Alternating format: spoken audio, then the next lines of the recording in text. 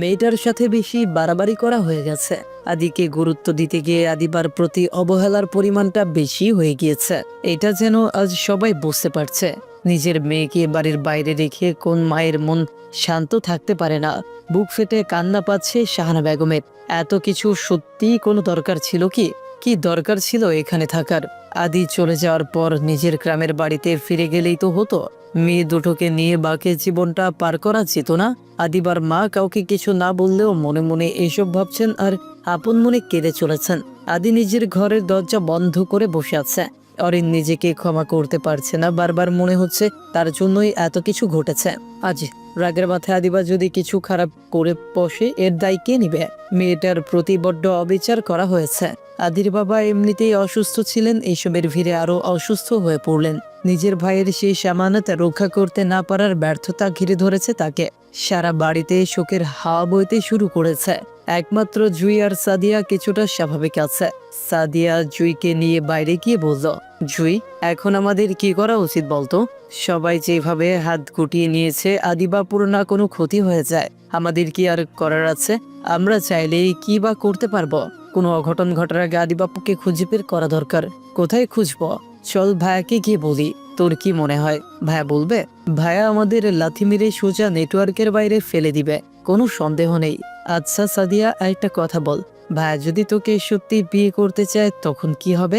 ভাইয়ার মুখে মুখে কথা বলার সাহস আমার আর নেই। মাও হয়তো আপত্তি করতে পারবে না। তার মানে তুই ভাইয়াকে বিয়ে করবি? ভাইয়া চাইলে বিয়েটা হবে, এই নিয়ে কোনো সন্দেহ নেই। আমি চাই আর নাই চাই বিয়ে হবে। আর আমি এটাও জানি ভাইয়াকে এখন আটকানোর সামর্থ্য আমাদের কারণেই। একমাত্র আপুই পারে এই সমস্যার সমাধান করতে। যেভাবেই হোক আপুকে ফিরিয়ে আনতে হবে, ওদের মাঝে ভুল বুঝাবুঝি মেটাতে হবে। আপুকে সামনে রেখে ভাইয়া এমন সিদ্ধান্ত কিছুতেই নিতে পারবে না। তা ঠিক বলেছিস। আচ্ছা চল যাই, স্টেশন থেকে খোঁজা শুরু করি। ছবি দেখিয়ে লোকদের জিজ্ঞেস করব। কোনো না কোনো একটা উপায় তো হবেই। জুয়ার সাদিয়া দুজনে আদিবাকে খুঁজতে বের হলো। এদিকে ঘড়ির কাঁটা এখনো 9-এর ঘর পেরোয়নি। এর আগে ফোনের তীক্ষ্ণ শব্দে ঘুম ভাঙলো নিলয়ের। নিলয় একরাশ বিরক্তি নিয়ে ঘুম ঘুম সুরে জিজ্ঞেস করলো, হ্যালো, কে বলছেন? এত সকালে কোন সেন্সে ফোন করেছেন? মানুষকে একটু ঘুমোতেও দিবেন না নাকি? সাথে সাথে ফোনের অপর পাশ থেকে কর্কশ কণ্ঠ ভেসে আসলো, তোর ঘুমের গোষ্ঠী কিলাই, মানুষের জীবন লন্ডভন্ড করে দিয়ে এখন ঘুমানো হচ্ছে? কণ্ঠ শুনে নিলয়ের ঘুম উবে গেল। তাড়াতাড়ি উঠে বসলো। কাকা, কে বলছেন? তোর চোম। অরেন, তুমি আমায় ফোন করেছ? আমি তো ভাবতেই পারছি না। আপনি অনেক কিছুই ভাবতে পারেন না। যাই হোক, যে কারণে ফোন করেছি, এখনই আমার বাসার সামনে আসুন। হঠাৎ এতদিন পর? আমার ভালো করে মনে আছে আপনি আমার এক্স, তাই প্রেম করার জন্য ডাকছি না। 6 বছর আগে যে ঝামেলা তৈরি করেছিলেন সেটা মেটানোর জন্য ডাকছি। মানে তুমি কি বলছো কিছুই বুঝতে পারছি না। বোঝার কথাও না, অপরাধীরা নিজেদের ভুল কখনোই বুঝতে পারে না। যাই হোক, আদিবা হারিয়ে গিয়েছে, ওকে খুঁজতে হবে, আমার একার পক্ষে সম্ভব না, তাই আপনাকে আসতে বলছি। কি বলছো? আদিবা হারিয়ে গিয়েছে মানে কি? মানে বোঝানোর সময় আমার কাছে নেই। আমি বের হচ্ছি, আগে আসুন, তারপর সবটা বলছি। জুই আর সাদিয়ার মতো অরিনও কাউকে কিছু না বলে বেরিয়ে গেল।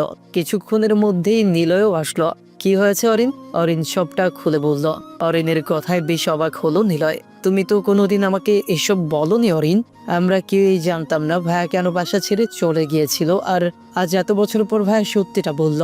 ও সেদিন আদিবাকে আপনার সাথে দেখে মানতে পারেনি, তাই রাগে চলে গিয়েছিল। এইটুকুর জন্য 6টা বছর বিসর্জন দিয়ে দিল। ভালোবাসার মানুষকে অন্য কারোর সাথে দেখলে কেমন লাগে আপনি কি করে বুঝবেন? আপনি তো কখনো ভালোবাসতেই শেখেননি, এবার কিন্তু বেশি বেশি হয়ে যাচ্ছে। যাই হোক, আপনার সাথে তামাশা করার জন্য ডাকেনি, চলুন স্টেশনে যেতে হবে। এদিকে আদিবা সিদ্ধান্ত নিয়েছে একটা বাসা ভাড়া নেবে, তারপর একটা কাজের ব্যবস্থা করবে। এবার নিজের মতো করে বাঁচবে। যেমন ভাবনা তেমন কাজ। আদিবা বাসা খোঁজায় লেগে গেল। একটা রুমও পেয়ে গেল। আদিবার বাসাটা ভালোই লেগেছে। রুম দেখে বাড়িওয়ালার কাছে গেল কথা বলার জন্য। আন্টি, বাসা ভাড়া কত?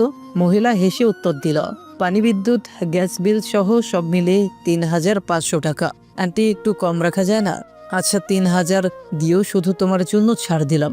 আজকাল এত দায়িত্বশীল মেয়ে তো দেখাই যায় না। মা বাবাকে নিয়ে থাকবে নিশ্চয়ই? জি মানে আন্টি, আমি একাই থাকবো। কথাটা শুনেই মহিলা মুখ কালো করে তাকালো। একা থাকবে মানে? মা বাবা কোথায়? আমার বাবা নেই আন্টি। ও আচ্ছা, তাহলে মাকে নিয়ে এসো, বাকি কথা তখনই হবে। আমি একা মেয়েকে বাড়ি ভাড়া দিব না। আন্টি, আমি একটু বিপদে পড়ে বাসা খুঁজতে এসেছি। আমার মায়ের সাথে একটু ঝামেলা হয়েছে, তাই তাকে নিয়ে আসতে পারবো না। তাহলে আমিও ভাড়া দিতে পারবো না। কেন দিবেন না? আমি আপনার ভাড়া সময় মতো দিতে পারবো। আপনি বললে 1 মাসের ভাড়াও অগ্রিম দিতে রাজি আছি। বিষয়টা ভাড়ার না, আমার অবিবাহিত ছেলে আছে। আমি কোনো ঝামেলায় জড়াতে চাই না। আন্টি, আমাকে দেখে কি আপনার এমন মনে হচ্ছে? দেখো মা, একা মেয়ের কোনো ভরসা নেই। যখন তখন অঘটন ঘটতে পারে। তুমি ভালো হলেও সমাজ তো ভালো না। কারো কোনো জোর পড়লে তুমি নিজেকে রক্ষা করতে পারবে না। নিজেও বিপদে পড়বে, আমাকেও ফেলবে। তুমি আমাকে আন্টি বললে, তাই একটা উপদেশ দিই মা। তোমাকে দেখে ভদ্র ঘরের মেয়ে মনে হচ্ছে। তাছাড়া তুমি দেখতে মাশাআল্লাহ সুন্দরী। তোমার পক্ষে একা থাকা সম্ভব না। 2 দিন আগে বা পরে কারো না কারো নজর পড়বেই। আর যখন দেখবে তুমি একা, এই সমাজ তোমাকে ছিঁড়ে খাবে। আন্টি, কথাটা অপ্রিয় হলেও এটাই সত্যি। কথায় আছে, ছেলেরা রাগলে বাদশা আর মেয়েরা ঘরের মেয়ে। ঘরে ফিরে যাও মা। আদিবার কথা বাড়ালো না, বেরিয়ে আসলো। মহিলার কথাগুলো শুনতে খারাপ লাগলেও মন্দ বলেনি। আদি তার ভাই, তবুও তার কাছ থেকে নিজেকে রক্ষা করার ক্ষমতা আদিবার ছিল না। আর বাইরের কেউ যদি তার দিকে নজর দেয়, কি হবে তখন? ভাবতে ভাবতে আদিবা আরো কয়েকটা বাসা দেখলো, কিন্তু সবার একই কথা, একা মেয়েকেই ভাড়া দিবে না।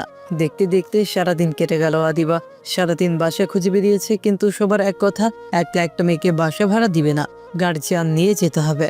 আদিবা বাসা খুঁজে না পেয়ে সিদ্ধান্ত নিল পরের দিন মেয়েদের হোস্টেল সিট খুঁজবে, কিন্তু তার আগে আজ রাত্রে থাকার ব্যবস্থা করতে হবে। তাই আদিবা একটা হোটেলে গেল। আদিবাকে দেখে রিসেপশনের লোকটি বলল, ম্যাডাম বলুন, আপনাকে কিভাবে সাহায্য করতে পারি? আমার একটা রুম দরকার। সিঙ্গেল রুম নাকি ডাবল? সিঙ্গেল। আচ্ছা, 1500 টাকা ভাড়া ম্যাম। সমস্যা নেই, দিয়ে দিন। ঠিক আছে, আপনার আইডি কার্ড দিন ম্যাডাম। আইডি কার্ড মানে? আপনার পরিচয় কনফার্ম করার জন্য আইডি কার্ড দিতে হবে। আমার কাছে কোনো আইডি তো নেই। আপনি কি জানেন না আইডি ছাড়া কোনো হোটেলে রুম বুক করা যায় না? আইডি ছাড়া কোনোভাবে রুম দেওয়া সম্ভব না। একা মেয়েকে হোটেলে রুম দেওয়া নিষিদ্ধ। আজকাল মেয়েরা যেসব ব্যবসা শুরু করেছে, ক্লায়েন্ট নিয়ে হোটেলে এসে, যাই হোক, আইডি ছাড়া রুম দিলে পুলিশই ঝামেলা হয়ে যাবে। সরি, আপনাকে কোনো সাহায্য করতে পারছি না। আপনি এখন আসতে পারেন। আদিবার কোনো হোটেলে গেল না। এভাবে নিজেকে অসম্মান করার মানে হয়? তবে কি আদি ঠিক বলেছিল? একা মেয়ের জন্য সমাজটা আসলে এতটা জটিল? হাতে টাকা থাকা সত্ত্বেও মাথা গোজার একটু জায়গার ব্যবস্থা করতে পারলো না। এতটাই অসহায় সে। এখন কি করবে? কোথায় যাবে? বাসায় ফিরে যাওয়া উচিত না। এই যুদ্ধে হার মানবে না আদিবা।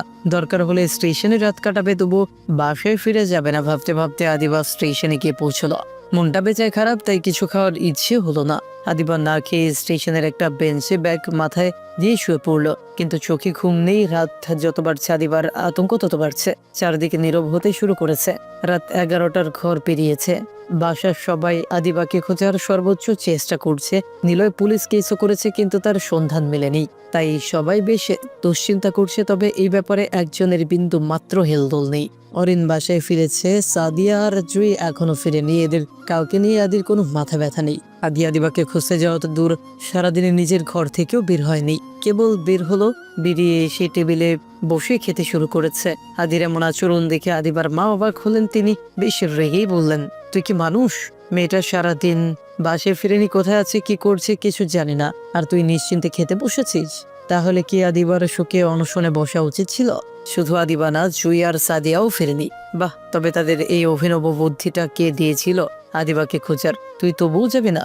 আমি বলেছিলাম নাকি তাদের যেতে? তাহলে আমি খুঁজতে যাব কেন? তাছাড়া তোমার মেয়েরা একটু বেশি বোঝে, এটা আমার কি করার আছে? আজ আমার একটা ছেলে থাকলে এভাবে বসে থাকতে পারতো না। ছেলে নেই বলে এতটা অসহায়ের মতো অন্যের কাছে দয়া ভিক্ষা চাইতে হতো না। ইমোশনালি ব্ল্যাকমেল করার চেষ্টা করে লাভ নেই। আমি তোমার বড় মেয়েকে খুঁজতে যাব না। তিনি নিজে নিজে ফিরবে, শুধু সময়ের অপেক্ষা। আদিবার জন্য নাইবা গেলি, সাদিয়া আর জুয়ের জন্য অন্তত যা। আদি কিছু না বলে বেরিয়ে গেল।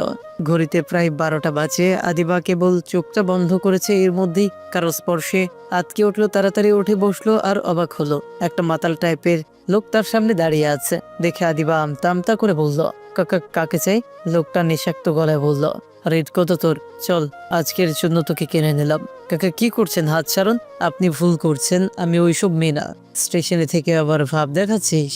তোদের সবাই চেনে। আচ্ছা, ঝামেলা করিস না, রেটের চেয়ে কিছুটা বাড়িয়ে দিবনে। আদিবা আর কিছু না বলে কোনো মতে লোকটার হাত থেকে নিজেকে ছাড়িয়ে নিয়ে দৌড়াতে লাগলো। লোকটা মাতাল থাকায় আদিবার পিছু নিতে পারেনি। আদিবা পেছন দিকে বারবার তাকাতে তাকাতে ছুটছে। হঠাৎ কিছু একটার সাথে ধাক্কা খেয়ে ধপাস করে নিচে পড়ল। সাথে সাথে একজন বলে উঠল, কি ব্যাপার ম্যাডাম, রেটে মেলেনি? আরো বাড়িয়ে দিতে হবে? কণ্ঠ শুনে মুখ তুলে তাকিয়ে অবাক হলো। ভাবা ভাইয়া আপনি? ভাইয়া নই, কাস্টমার। এক রাতের জন্য কত লাগবে? তো এই পার্টটি এখানেই শেষ হয়ে গেল। পরের পার্টের লিংক কমেন্ট বক্সে দেওয়া আছে, সবাই কমেন্টে দেওয়া লিংকে ক্লিক করে দেখেন এবং চ্যানেলটি সাবস্ক্রাইব করে দিবেন। ধন্যবাদ সবাইকে, সবাই ভালো থাকবেন। তো এই পার্টটি এখানেই শেষ হয়ে গেল। পরের পার্টের লিংক কমেন্ট বক্সে দেওয়া আছে, সবাই কমেন্টে দেওয়া লিংকে ক্লিক করে দেখেন এবং চ্যানেলটি সাবস্ক্রাইব করে দিবেন। ধন্যবাদ সবাইকে, সবাই ভালো থাকবেন। তো এই পার্টটি এখানেই শেষ হয়ে গেল। পরের পার্টের লিংক কমেন্ট বক্সে দেওয়া আছে, সবাই কমেন্টে দেওয়া লিংকে ক্লিক করে দেখেন এবং চ্যানেলটি সাবস্ক্রাইব করে দিবেন। ধন্যবাদ সবাইকে, সবাই ভালো থাকবেন।